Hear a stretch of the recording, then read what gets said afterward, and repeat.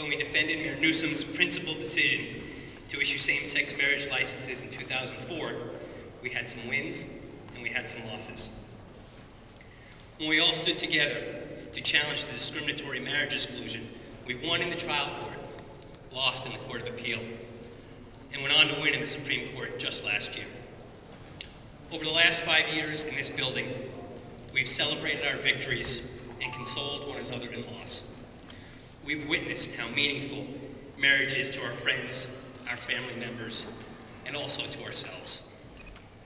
And I think we've come to know that no one who has been a part of this struggle, whether gay or lesbian or straight, married or single, will ever stop fighting for equality.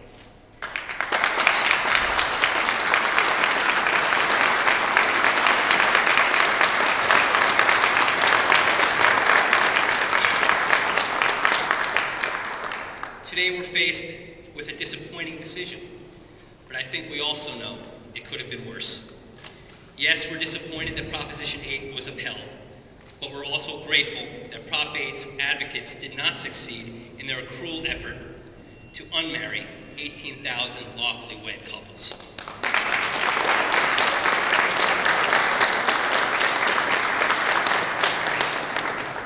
We're grateful for the powerful dissent by Justice Moreno.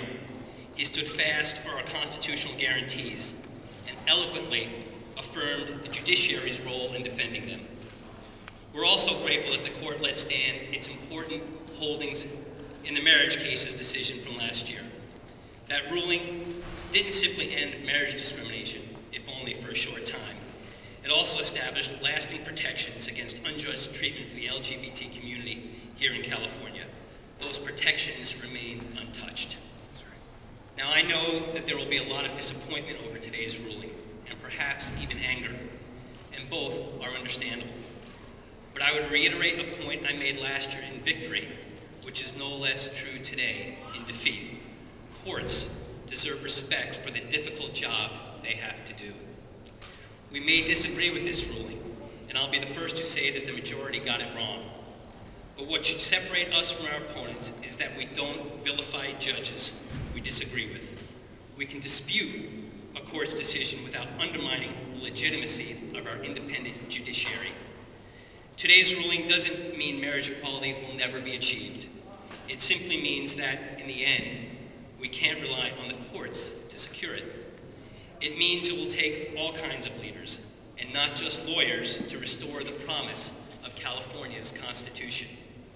And it means that after 5 years of litigating, of winning some rounds and losing some rounds, the final decisive round won't be won in the legal arena. It will be won in the electoral arena. Now, obviously, cities and counties can't take part in political campaigns, but I'm sure you know you can count on me and my Chief Deputy, Terry Stewart, who has put her heart and soul into this case, and others as citizens to assist in the fight. But as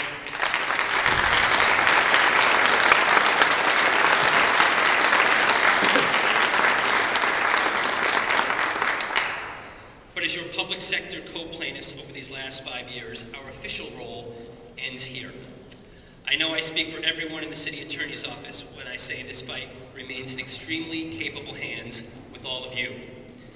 Still, I do want to extend an invitation in advance. When you finally put marriage discrimination behind us, when you've achieved at the ballot box what we couldn't manage today, you're all invited back here to City Hall, because that celebration belongs here. And I hope and I expect that it won't be very long. So thank you. Thank you.